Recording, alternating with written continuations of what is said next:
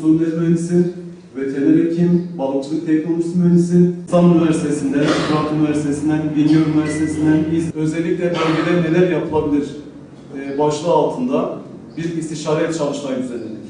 Yine bununla beraber özellikle Fırat Kalkınma Ajansı'yla beraber acaba buradaki tesis sahiplerine yine Elazığ'da ve bölgede aktif olan su ürünleri kooperatifleri açısından ortak neler yapılabilir şeklinde bir çalıştay düzenledik. Burada bu semineri düzenlememizin esas amacı özellikle ilimizde yani Batman ilimizde sektör paydaşlarına bir araya gelip bir ortak akıl buluşması gerçekleştirmektir. Yani sizin sorunlarınızı İl Müdürlüğümüz kanunundan alıp bunları değerlendirip en son Ankara'da yapacağımız seminerde bunu ilgili genel müdürlerimize hatta gerekirse Bakan Bey'e kadar çıkıp durumu ifade etmeyi arzu etmekteyiz. Satışını yapmakta yaşanan sıkıntılardan bahsettiler. Bununla ilgili yapılacak olan en büyük örnekteyiz. Ülkemizde şu anda TÜİK verilerine göre, 2012 verilerine göre 6 Biz de yeni geldik Batman'a.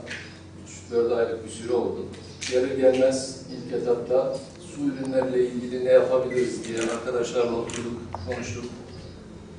Bununla ilgili öncelikli olarak arkadaşlarımızı su ürünleri yönünde çok bayağı bir mesafe kat etmiş ilimiz olan Elazığ'a gönderdik. Orada bir tesisleri gezme ve görme fırsatını verdik arkadaşlarımıza.